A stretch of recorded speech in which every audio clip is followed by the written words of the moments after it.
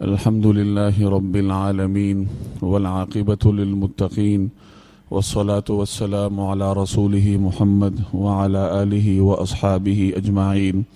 وعلى من تبعهم بإحسان إلى يوم الدين. أما بعد فأعوذ بالله من الشيطان الرجيم.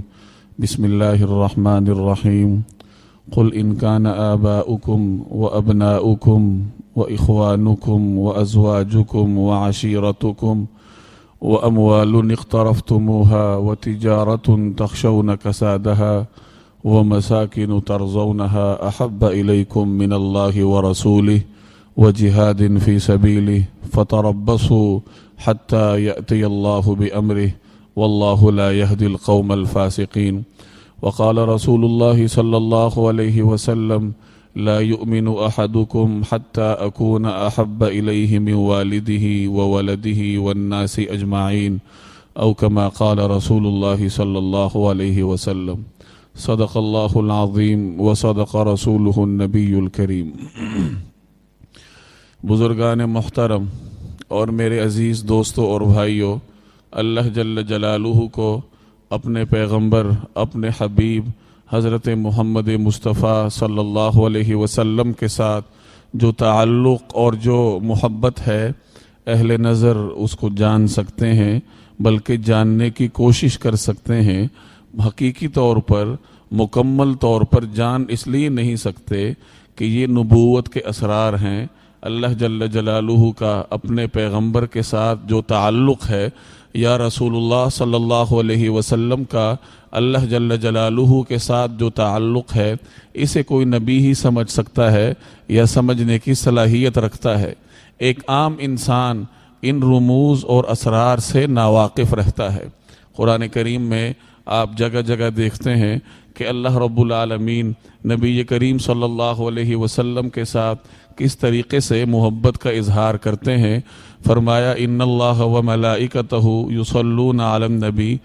امت محمدیہ کو رسول اللہ صلی اللہ علیہ وسلم پر درود پڑھنے کا حکم ہے، اور یہ وہ واحد امت ہے جسے یہ حکم دیا گیا کہ اپنے پیغمبر پر درود پڑھو. انبیاء تو اور بھی بہت سارے آئے، لیکن کسی پیغمبر کی امت کو اللہ جل جلالہ نے اس بات کا پابند نہیں بنایا کہ اپنے پیغمبر پر درود پڑھو. یہ اللہ رب العالمین کی سرکار دو عالم صلی اللہ علیہ وسلم کے ساتھ محبت اور ایک قریبی تعلق ہے کہ مجھے اور آپ کو پابند بنایا گیا کہ ہم رسول اللہ صلی اللہ علیہ وسلم کی خدمت میں درود اور سلام کا ہدیہ اور نذرانہ پیش کریں. اور اللہ تعالیٰ کی محبت کا اندازہ اس بات سے لگایا جا سکتا ہے کہ ہدیہ محبت کا جب ہمیں پابند کیا گیا تو ہمیں پابند کرنے سے پہلے اللہ جل جلالہ خود اپنے آپ کو بطور مثال کے پیش کرتے ہیں کہ ان اللہ و ملائکتہ یصلون علی النبی، کہ اللہ اور اس کے فرشتے یہ نبی کریم صلی اللہ علیہ وسلم پر صلاۃ بھیجتے ہیں. اب یہاں صلاۃ کا مطلب کیا ہے؟ اس لیے کہ صلاۃ کے مختلف معانی ہیں عربی زبان میں. اس کا معنی تعریف بھی ہے، اس کا معنی دعا بھی ہے، اور بھی مختلف معانی صلاۃ کے آتے ہیں. تو ان معانی کی تعیین کے لیے امام بخاری رحمہ اللہ نے ایک جملہ ارشاد فرمایا ہے کہ صلاۃ اللہ ثناؤہ علیہ عند ملائکتہ، کہ اللہ جل جلالہ کی صلاۃ کا مطلب یہ ہے کہ اللہ رب العالمین اپنے فرشتوں کی مجلس میں سرکار دو عالم صلی اللہ علیہ وسلم کی مدح اور تعریف فرماتے ہیں. اب یہ اللہ کا اپنے حبیب صلی اللہ علیہ وسلم کے ساتھ محبت کا ایک انداز ہے، میرے اور آپ کے سمجھنے کے لیے ایک جہت ہے کہ اللہ رب العالمین نبی کریم صلی اللہ علیہ وسلم کے ساتھ کس قدر محبت فرماتے ہیں. الزام آپ پر زمین پر لگتا ہے، کفار آپ کو ایذا رسانی پہنچاتے ہیں، یا جب آپ کے خلاف کوئی پروپیگنڈا ہوتا ہے تو اللہ جل جلالہ بذات خود اس کا جواب ارشاد فرماتے ہیں جب آپ صلی اللہ علیہ وسلم پر آپ کے خلاف جب یہ پروپیگنڈا ہوا کہ نعوذ باللہ رسول اللہ صلی اللہ علیہ وسلم ابتر ہیں، یعنی آپ کی نسل آگے نہیں چلنے والی، تو اللہ جل جلالہ نے اس پروپیگنڈے کے جواب کے لیے پوری سورہ کوثر نازل کر دی اور فرمایا کہ ان شانئک ھو الابتر، کہ اے حبیب صلی اللہ علیہ وسلم یہ آپ کو آپ کے جو دشمن ہیں یا جو آپ کو ابتر کہنے والے لوگ ہیں یہ بذات خود ابتر ہیں،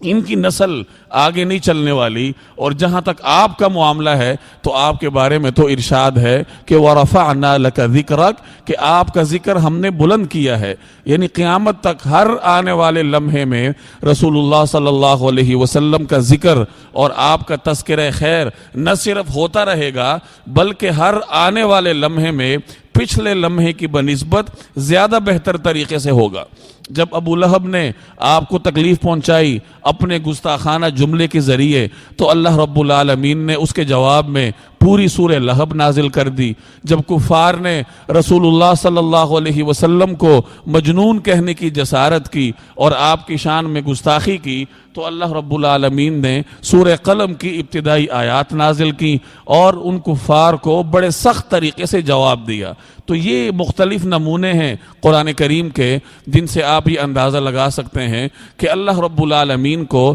اپنے حبیب صلی اللہ علیہ وسلم کے ساتھ کس قدر والہانہ محبت ہے اور کس قدر قریبی تعلق ہے،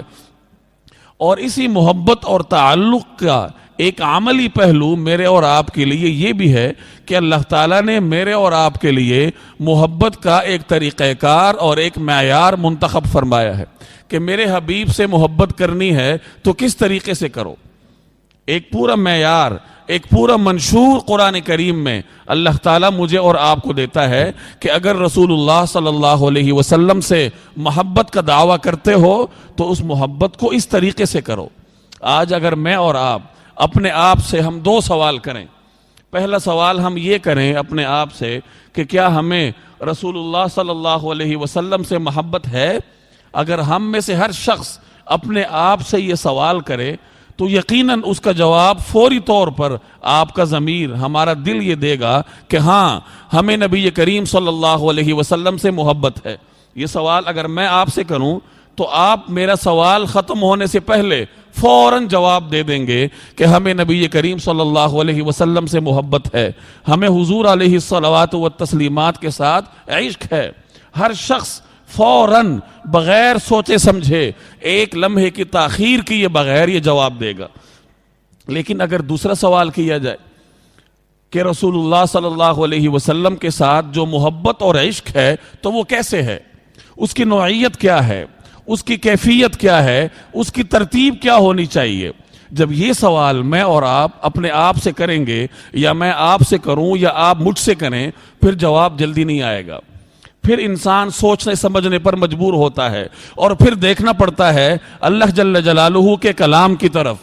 اس لیے کہ محبوب سب سے پہلے نبی کریم صلی اللہ علیہ وسلم اللہ کے ہیں۔ اللہ جل جلالہ نے سب سے پہلے آپ سے محبت فرمائی ہے اور پھر میرے اور آپ کے لیے ایک طریقہ کار بھی منتخب فرمایا۔ اللہ تعالیٰ کو تو پیغمبر کی آواز سے امتی کی آواز اونچی ہونا یہ بھی گوارا نہیں تھا۔ رسول اللہ صلی اللہ علیہ وسلم کی مجلس میں بیٹھنے کے آداب بھی اللہ رب العالمین نے خود طے کیے ہیں، میرے اور آپ پر نہیں چھوڑے۔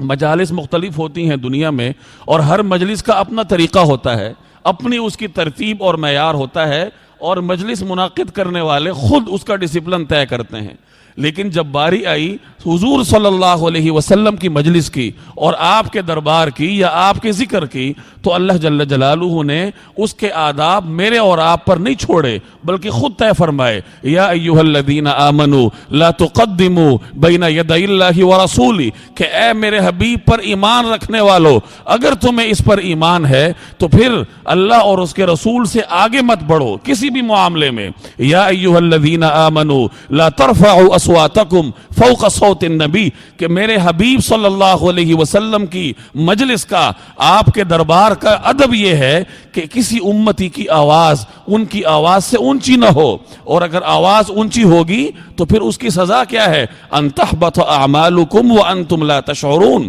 कि तुम्हारे पिछले सारे आमाल वो रायगां हो जाएंगे, वो जाया हो जाएंगे और तुम्हें खबर भी नहीं होगी। और जो आदमी आदाब का ख्याल करता है, अल्लाह जल्ल जलालुहु के तय करदा अदब पर चलता है, उसके लिए फरमाया इन्नल्लज़ीना यग़ुज़्ज़ूना अस्वातहुम इंदा रसूलिल्लाह, कि जो लोग अल्लाह के रसूल की मजलिस के आदाब का ख्याल करते हैं तो ये वो लोग हैं, उलाइकल्लज़ीना इम्तहनल्लाहु क़ुलूबहुम लित्तक़वा, कि ये वो बासआदत और मुबारक लोग हैं कि अल्लाह जल्ल जलालुहु ने इनके दिलों को, इनके क़ुलूब को तक़वा के लिए जांच रखा है। गोया कि ऐसे लोगों के मुत्तकी होने की सनद खुद अल्लाह ने फराहम की है। लहुम मग़फ़िरतुन व अज्रुन अज़ीम, और आखिरत में उनके लिए अजर ये है कि एक बहुत बड़ा इनाम और मग़फ़िरत है अल्लाह जल्ल जलालुहु की तरफ से। अब ये एक जिहत है अल्लाह ताला की अपने हबीब के साथ मोहब्बत की कि आप सल्लल्लाहु अलैहि वसल्लम की मजलिस में बैठने का तरीक़ेकार भी खुद अल्लाह रब्बुल आलमीन तय फरमाता है। इसी तरीके से जैसे इससे पिछली बात मैंने अर्ज की कि हुजूर अलैहिस्सलाम के साथ मोहब्बत किस तरीके से हो, उसकी नौइयत क्या हो, उसकी कैफियत क्या हो। अब ये रबीउल अव्वल का महीना है और इस महीने में हम जैसे वक्ती मुसलमान ये दावा करते हैं कि हमें रसूलुल्लाह सल्लल्लाहु अलैहि वसल्लम से मोहब्बत और इश्क है। अब मोहब्बत और इश्क तो है, लेकिन जो अगला सवाल मैंने आपके सामने अर्ज किया कि उसकी कैफियत क्या होगी, उसकी नौइयत क्या होगी, और उसकी कैफियत और नौइयत जांचने के लिए, देखने और परखने के लिए हमें किसी इंसानी निज़ाम की तरफ नहीं देखना पड़ेगा, बल्कि अल्लाह ताला के तय करदा निज़ाम और तय करदा उसूलों की तरफ देखना पड़ेगा। और अल्लाह ताला ने वो उसूल वज़ा फरमाए हैं। चुनाचे कुरान करीम में कुछ आयात हैं जिनका अगर उन तमाम का मफहूम आप लें तो आप एक जुमले में उसको यूं बयान कर सकते हैं कि अपनी हर ख्वाहिश पर, अपनी हर मोहब्बत और ताल्लुक़ पर रसूलुल्लाह सल्लल्लाहु अलैहि वसल्लम के मोहब्बत को तरजीह देनी पड़ेगी। अपनी हर मोहब्बत को रसूलुल्लाह सल्लल्लाहु अलैहि वसल्लम की मोहब्बत पर कुर्बान करना पड़ेगा। इंसान को फितरती तौर पर चंद गिनी चुनी चीज़ों से मोहब्बत होती है। अपने रिश्तों के साथ प्यार होता है, वालिदैन हैं, औलाद है, बीवी बच्चे हैं। अपने माल के साथ मोहब्बत होती है, जायदाद है, बैंक बैलेंस है, रुपया पैसा है, कारोबार है। इन चीज़ों के साथ इंसान को मोहब्बत होती है, और ये वो बुनियादी चीज़ें हैं जिनके लिए इंसान रसूलुल्लाह सल्लल्लाहु अलैहि वसल्लम के अहकामात और शरीयत की तालीमात को पामाल करता है। अल्लाह ताला ने इन्ही चीज़ों में से एक एक चीज़ का नाम लिया। चुनाचे फरमाया कुल, कि ए पैगंबर आप इन लोगों से कह दीजिए, यानी जो लोग आपसे मोहब्बत के दावेदार हैं और आप सल्लल्लाहु अलैहि वसल्लम के साथ इश्क का दावा करते हैं, आप इनको बता दीजिए इनका न आबाउकुम, अगर तुम्हारे वालिदैन, व अबनाउकुम और तुम्हारी औलादें, व अज़वाजुकुम और तुम्हारी बीवियां, व अशीरतुकुम और तुम्हारा खानदान, तुम्हारी बिरादरी, जिसमें नाक ऊंची रखने के लिए तुम हुजूर अलैहि सलाम की तालीमात को पामाल करते हो, रसूलुल्लाह सल्लल्लाहु अलैहि वसल्लम की सुन्नतों को छोड़ते हो, और जिस बिरादरी में नाक ऊंची रखने के लिए तुम वलीमे में रुपया पैसा पानी की तरह बहाते हो और उसमें शरीयत की तालीमात का तुम्हें ख्याल नहीं रहता, वह अशीरतुकुम, तो यही बिरादरी, वह अमवालुन इक़्तरफ़्तुमूहा, और तुम्हारा वो माल जिसको तुम कमाने के लिए मेहनत करते हो, वह तिजारतुन तख़शौन कसादहा, और तुम्हारे वो कारोबार, तुम्हारी वो दुकानें, तुम्हारी वो फैक्ट्रियां जिनमें खसारे का तुम्हें हर वक्त अंदेशा रहता है। अगर ये चीजें अहब्ब इलैकुम मिनल्लाहि व रसूली, अगर इन चीजों के साथ तुम्हें अल्लाह और उसके रसूल से मोहब्बत ज्यादा है, फतरब्बसू, तो फिर इंतजार करो, हत्ता यअती अल्लाहु बि अमरी, यहां तक कि अल्लाह रब्बुल आलमीन अपना अजाब लेकर आ जाए। और जो लोग इन चीजों पर, इन चीजों को तरजीह देते हैं अल्लाह और उसके रसूल की मोहब्बत पर, तो वल्लाहु ला यहदिल कौमल फासिकीन, ऐसे फासिक लोगों को अल्लाह जल्ल जलालुहु हिदायत नहीं दिया करता। اب یہ قرآن کریم کی ایک آیت ہے جس میں میرے اور آپ کے لیے ہدایات کا ایک بہت بڑا خزانہ پوشیدہ ہے، اور ہمارے اس سوال کا جواب پوشیدہ ہے کہ ہمیں رسول اللہ صلی اللہ علیہ وسلم کے ساتھ محبت ہو تو کیسے ہو؟ اس طریقے سے ہو کہ اپنے والدین سے زیادہ ہو، اپنی اولاد سے زیادہ ہو، اپنی برادری سے زیادہ ہو، اپنے معاشرے میں ناک اونچی رکھنے سے زیادہ ہو۔ اور اگر کہیں حضور علیہ السلام کی تعلیمات کچھ ہیں اور آپ کے والدین کا تقاضا کچھ اور ہے، رسول اللہ صلی اللہ علیہ وسلم کی تعلیمات کچھ اور ہیں، آپ کی اولاد کا تقاضا کچھ اور ہے، حضور علیہ السلام کی سنت کچھ اور آپ کو بتاتی ہے، اور برادری کی رسوم اور رواج کہیں اور طرف آپ کو لے کے جاتے ہیں، تو یہاں پھر امتحان ہے کہ آپ کو برادری اور معاشرے کی رسموں سے محبت ہے یا حضور علیہ السلام سے محبت ہے۔ اگر آپ رسوم کی طرف جاتے ہیں پھر اس کا مطلب یہ ہے کہ آپ کو اور مجھے حضور علیہ الصلوات و تسلیمات کے ساتھ محبت نہیں ہے، کیونکہ ہم اپنی مرضی سے محبت کرنے کے مجاز نہیں ہیں، ہم صرف دعویٰ ہی کر سکتے ہیں، اور اس دعوے کے پیچھے ہمارے پاس پھر کوئی دلیل ہونی چاہیے۔ یہ جو عشق ہے یہ خالی خولی دعوے کا نام نہیں ہے کہ میں اس منبر پر بیٹھ کر چند نعرے لگا لوں، یا آپ یہاں پہ ایک دو نعرے لگا لیں، یا کوئی محفل منعقد کر کے اس میں دو چار نعرے لگا لیں اور پھر گھروں کو چلے جائیں۔ محبت اس چیز کا نام نہیں ہے، بلکہ عشق ایک جذبہ ہے، ایک ایسا جذبہ جو آپ کو ہر معاملے میں نبی کریم صلی اللہ علیہ وسلم کی سنت پر عمل کرنے پر مجبور کرتا ہے، اور عشق آپ کا امتحان بھی لیتا ہے۔ کوئی بھی عشق ہو، کوئی بھی محبت ہو، وہ امتحان سے خالی نہیں ہوتی۔ عشق مجازی کی مثالیں آپ دنیا میں دیکھ لیں، اگر کسی آدمی کو دنیا میں کوئی محبت ہو جائے تو اسے کتنے امتحانوں سے گزرنا پڑتا ہے۔ اپنے خاندان کی مخالفت وہ مول لینے کے لیے تیار ہوتا ہے، اپنی دولت پر سے گزرنے کے لیے وہ تیار ہوتا ہے۔ تو جب عشق مجازی آپ کو امتحان میں ڈالتا ہے تو عشق حقیقی کے امتحان کا کیا عالم ہوگا؟ اسی لیے تو قرآن کریم کہتا ہے ام حسبتم ان تترکوا، کہ کیا تم یہ سمجھتے ہو کہ تم ویسے ہی چھوٹ جاؤ گے؟ محبت کے خالی خولی نعرے لگا کے تم چھوٹ جاؤ گے۔ وَلَمَّا يَعْلَمِ اللَّهُ الَّذِينَ جَاهَدُوا مِنْكُمْ، حالانکہ ابھی تو اللہ نے تمہیں آزمایا ہی نہیں کہ تم میں سے کون سے وہ لوگ ہیں جو اس کے راستے میں جہاد کرنے کے لیے تیار ہیں۔ وَلَمْ يَعْلَمَ الصَّابِرِينَ، اور ابھی اللہ نے یہ دیکھا ہی نہیں کہ تم میں سے کون سے وہ لوگ ہیں جو صبر کرتے ہیں اللہ کے راستے میں آنے والی مشکلات پر۔ اور ایک اور جگہ فرمایا ام حسبتم ان تدخلوا الجنہ، کہ کیا تم سمجھتے ہو کہ تم جنت میں یوں ہی داخل کر دیے جاؤ گے، تم جنت کو یوں ہی حاصل کر لو گے اپنے نعروں کی بنیاد پہ؟ حالانکہ وَلَمَّا يَأْتِكُمْ، ابھی تمہارے اوپر وہ حالات آئے ہی نہیں جو پچھلے لوگوں پہ آئے تھے، جو پچھلی امتوں پہ امتحانات آئے تھے۔ مَسَّتْهُمُ الْبَأْسَاءُ وَالضَّرَّاءُ، انہیں مشکلات نے، ان کو مصائب نے آ کر پکڑا تھا۔ وَزُلْزِلُوا، اور وہ جھڑ جھڑائے گئے تھے، مختلف قسم کے مصائب میں ڈالے گئے تھے، اور ان مصائب میں پورا اترنے کے بعد تب اللہ جل جلالہ کی توفیق سے وہ اس قابل ہوئے تھے کہ وہ جنت میں داخل ہو سکیں۔ جیسے حدیث میں آتا ہے کہ حفت النار بالشہوات وحفت الجنت بالمکارہ، کہ اللہ جل جلالہ نے جنت کو مکروہات کے پردے میں ڈھانپ رکھا ہے۔ مکروہات کا مطلب مشکل چیزیں، مشقت ہوتی ہے۔ فجر کی نماز کے لیے اٹھنے میں انسان کو بڑی تکلیف ہوتی ہے سردی کے موسم میں، کہ آپ گرم بستر چھوڑیں اور ٹھنڈے پانی سے وضو کر کے مسجد جائیں، مشقت ہوگی آپ کو۔ 5 وقتہ نمازوں کے لیے انسان کو اپنے نفس کو دبانا پڑتا ہے، اپنی خوشیوں اور غمیوں میں دین کی تعبیرات اور دین کی تعلیمات پر عمل کرنے کے لیے آپ کو خواہشات کو ذبح کرنا پڑتا ہے، قربانی دینی پڑتی ہے۔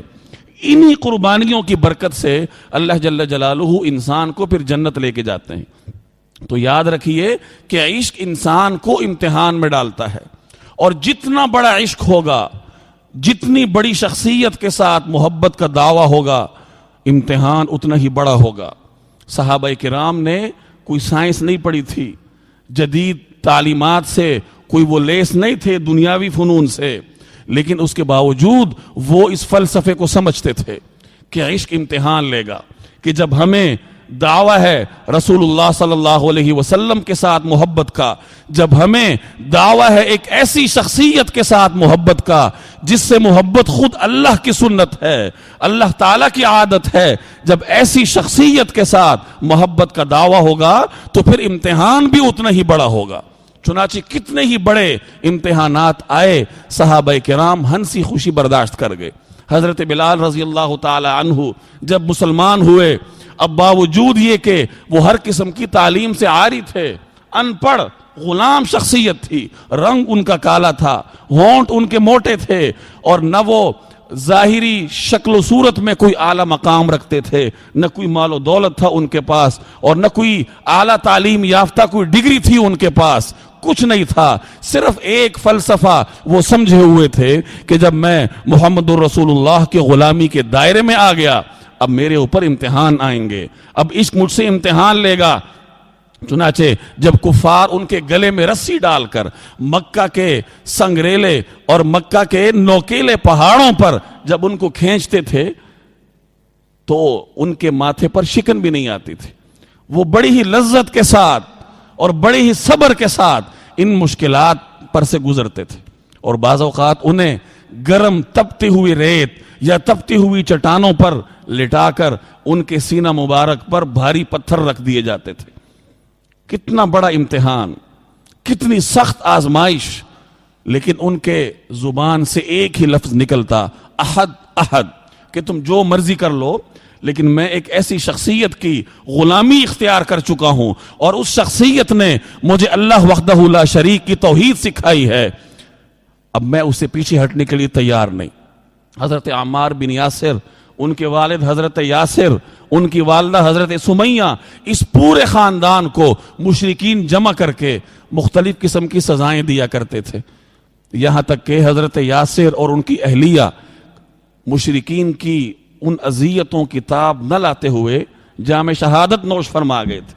اور حضرت عمار مختلف قسم کے مصائب برداشت کرتے رہے، کبھی انہیں پانی میں غوطے دیے جاتے، کبھی انہیں کھینچا جاتا، کبھی انہیں مارا پیٹا جاتا، اور ایک مرتبہ رسول اللہ صلی اللہ علیہ وسلم ان کے پاس سے گزرے، جب اس پورے خاندان کو اذیتیں دی جا رہی تھیں تو آپ نے انہیں صبر کی تلقین فرمائی، اور اس صبر کے بدلے میں ان کے لیے جنت کا وعدہ فرمایا۔ حضرت خباب رضی اللہ تعالی عنہ، ان کی پیٹھ مبارک پر کالے کالے داغ تھے، گوشت ان کا جلا ہوا تھا، کیوں؟ کیونکہ اسلام لانے کی پاداش میں اور رسول اللہ صلی اللہ علیہ وسلم کے ساتھ عشق کرنے کے امتحان میں ان کو آگ پہ، انگاروں پہ لٹایا جاتا تھا، اور وہ انگارے ان کی چربی سے بجھتے تھے۔ کوئی آسان کام ہے یہ کرنا؟ بیان کرنا آسان ہے، پڑھنا اور سننا آسان ہے، لیکن جب انسان کرنے کے لیے نکلے تب اس کو پتہ چلتا ہے کہ صحابہ کرام عشق نبوی میں کتنے بڑے بڑے امتحانات سے گزرے تھے۔ حضرت خبیب بن عدی رضی اللہ تعالی عنہ، انہیں جب کفار نے پکڑا اور ان کو جب سولی پہ چڑھانے لگے، اب اس وقت اس عاشق رسول کی خواہش تھی تو کیا تھی؟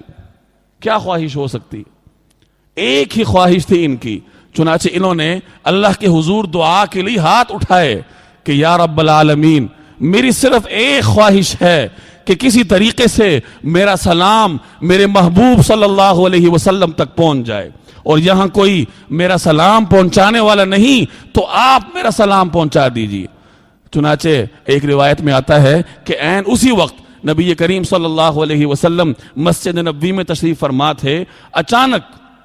آپ کی زبان مبارک سے نکلا وعلیک السلام یا خبیب۔ اب صحابہ حیران ہو گئے کہ خبیب یہاں موجود نہیں ہیں، اور بغیر کسی پس منظر کے سیاق و سباق کے رسول اللہ صلی اللہ علیہ وسلم نے یہ جملہ کیسے ارشاد فرمایا؟ تو پھر آپ نے خود ہی اس کی وضاحت فرمائی کہ اللہ تعالیٰ نے مجھ تک خبیب کا سلام پہنچایا ہے۔ یہ تھے عاشق رسول جو اپنی جان پر سے گزرنے کے لیے تیار تھے، جنہوں نے رسول اللہ صلی اللہ علیہ وسلم کی محبت میں آ کر اپنے رشتے چھوڑ دیے تھے۔ حضرت عمر نے غزوہ بدر کے قیدیوں کے بارے میں ایک عجیب تجویز دی تھی کہ ہم میں سے ہر شخص اپنے رشتہ دار کو اپنے ہاتھ سے قتل کرے۔ کتنی عجیب تجویز ہے، اور کس قدر حضور صلی اللہ علیہ وسلم کے عشق میں ڈوب کر یہ تجویز دی گئی تھی کہ جب ہم آپ کے محبت کے دائرے میں ہیں، جب ہم آپ کے عشق کا دعویٰ کرتے ہیں تو پھر ہر وہ انسان جو آپ کے عشق کے دائرے سے باہر ہے یا آپ کی تعلیمات کو ماننے سے انکاری ہے، ہمارا اس کے ساتھ کوئی رشتہ نہیں ہے۔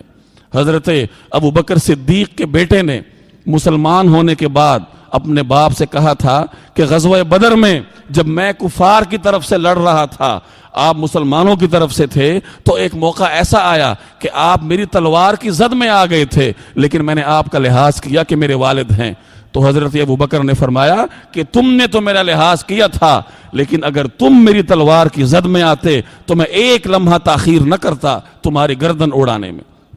کیسا عجیب عشق تھا، کیسے عجیب جذبات تھے ان حضرات کے، کہ ساری دنیا ایک طرف، والدین، اولاد، برادری، اپنی ذاتی خواہشات،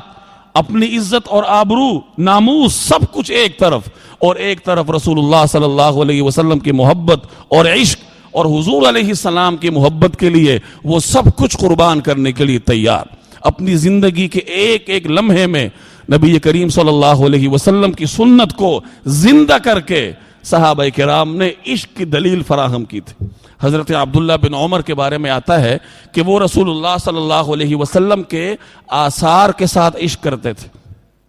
یعنی آپ کی جو سنتیں ہیں، جو عبادات کی سنتیں ہیں، جن پر عمل کرنے کے ہم پابند ہیں، وہ تو ایک طرف رہیں، وہ تو ظاہر ہے ان کے عمل میں تھیں، لیکن آپ کے آثار، یعنی جہاں آپ نے نماز پڑھی مکہ اور مدینہ کے درمیانی سفر میں، جہاں اتر کے آپ نماز پڑھتے تھے یا جہاں اتر کے آپ اپنے دیگر حوائج سے فراغت حاصل کرتے تھے، حضرت عبداللہ بن عمر رضی اللہ تعالی عنہ ان آثار کے ساتھ بھی محبت فرماتے تھے۔ اور ایک تاریخی روایت کے الفاظ ہیں کہ جن درختوں کے نیچے نبی کریم صلی اللہ علیہ وسلم نے نماز پڑھی تھی، حضرت عبداللہ بن عمر بذات خود ان درختوں کو پانی دیا کرتے تھے کہ یہ درخت زندہ اور تابندہ رہیں، یہ ہرے بھرے رہیں اور ہمیں اپنے محبوب صلی اللہ علیہ وسلم کی یاد دلاتے رہیں۔ یہ ہوتا ہے عشق، کہ جب آپ اس کے تقاضے پورے کریں، جب آپ اس کے امتحان پر پورا اتریں۔ اور جیسے میں نے عرض کیا کہ صحابہ کے پاس کوئی ڈگری نہیں تھی، ان کے پاس دنیاوی فنون کچھ نہیں تھے، زنگ آلود تلواریں تھیں، پھٹے پرانے کپڑے تھے، کوئی مال نہیں تھا ان کے پاس، صرف ایک فلسفے کو وہ سمجھے ہوئے تھے کہ عشق نبوی کے راستے میں مختلف قسم کے امتحانات آئیں گے اور ہمیں اس امتحان کو پاس کر کے عشق نبوی کی دلیل فراہم کرنی پڑے گی۔ اب اس تفصیل کو سامنے رکھ کر میں اور آپ اپنے آپ سے سوال کریں کہ ہمیں نبی کریم صلی اللہ علیہ وسلم کے ساتھ عشق ہے، محبت ہے؟ اگر یہ سوال ہم اپنے آپ سے کریں اور عشق اور محبت کے اس طے کردہ اصولوں کو دیکھیں، اللہ جل جلالہ کے اس طے کردہ معیار کو دیکھیں، تو پھر میرے بھائی جواب یہی ہوگا کہ ہمیں عشق نہیں ہے، کیونکہ ہم محبت کے طے کردہ اصولوں کو، اللہ رب العالمین کے مقرر کردہ معیار پر ہم پورے ہی نہیں اترتے۔ تو پھر محبت کس بات کی، پھر عشق کس بات کا؟ کیا محبت صرف اتنی ہے کہ ربیع الاول کے مہینے میں کچھ مجالس آپ سجا لیں، کچھ نعرے آپ لگا لیں، وقتی طور پر ربیع الاول کے مہینے میں ہمیں پیغمبر صلی اللہ علیہ وسلم کی یاد آئے، محرم کے مہینے میں ہمیں اہل بیت کی یاد ستائے، اور ان مقدس نفوس کی یاد میں کچھ مجالس منعقد کر کے ان کے پیغام کو ہم پس پش ڈال دیں؟ کیا یہ محبت ہوگی؟ کیا ہم سود نہیں کھاتے، سودی کاروبار میں ملوث نہیں ہیں؟ کیا ہمارا مسلمان اپنے بہن کا حصہ دبانے کے لیے کوشش نہیں کرتا؟ کیا ہم اپنی اولاد کو دینی تعلیم سے دور کر کے دنیاوی تعلیم کی طرف نہیں لے کے جا رہے؟ کیا ہم قرآن کریم کی تعلیم پر انگریزی اور دیگر علوم اور فنون کو ترجیح نہیں دیتے؟ کیا ہماری اولادیں سارا دن اسکول میں اور شام میں اپنی اکیڈمیوں میں نہیں رہتی؟ کیا ہم نے کبھی کوشش کی کہ اپنی اولاد کو حضور صلی اللہ علیہ وسلم کی سنت سکھائیں، اپنی اولاد کو رسول اللہ صلی اللہ علیہ وسلم کی سیرت پر عمل کرنے کا درس دیں؟ کیا یہ تمام چیزیں ہمارے اندر ہیں یا نہیں؟ اس کا مطلب کیا ہے کہ وہ جو قرآن کریم نے ایک تجویز دی تھی، ہمیں ایک معیار مقرر کیا تھا میرے اور آپ کے لیے کہ اپنی اولاد سے زیادہ محبت پیغمبر کے ساتھ کرنی ہے، تو ہم تو اس معیار میں فیل ہیں۔ حضرت عمر سے نبی کریم صلی اللہ علیہ وسلم نے فرمایا تھا کہ ایک مرتبہ حضرت عمر حضور صلی اللہ علیہ وسلم کے دست اقدس میں ہاتھ دے کر کھڑے تھے. اب بڑا بے تکلفی والا ماحول تھا، تو حضرت عمر نے حضور علیہ السلام سے عرض کیا کہ یا رسول اللہ، میں آپ سے ہر چیز سے زیادہ محبت کرتا ہوں الا من نفسی، سوائے اپنے آپ کے. صحابہ کرام بڑے سیدھی سیدھی بات کرتے تھے. ان کے ہاں میرے اور آپ کی طرح شوگر کوٹڈ جملے نہیں تھے، جو دل میں ہوتا تھا وہ زبان پہ ہوتا تھا. تو حضرت عمر عرض کرتے ہیں کہ یا رسول اللہ، مجھے آپ سے محبت ہے ہر چیز سے زیادہ، لیکن اپنی جان سے زیادہ نہیں. تو حضور علیہ السلام نے بڑی تاکید کے ساتھ فرمایا والذی نفسی بیدی، کہ یاد رکھو عمر، قسم ہے اس ذات کی جس کے قبضے میں میری جان ہے، جب تک میں تمہیں اپنی جان سے بھی زیادہ پیارا نہ ہو جاؤں تمہارا ایمان پورا نہیں ہے.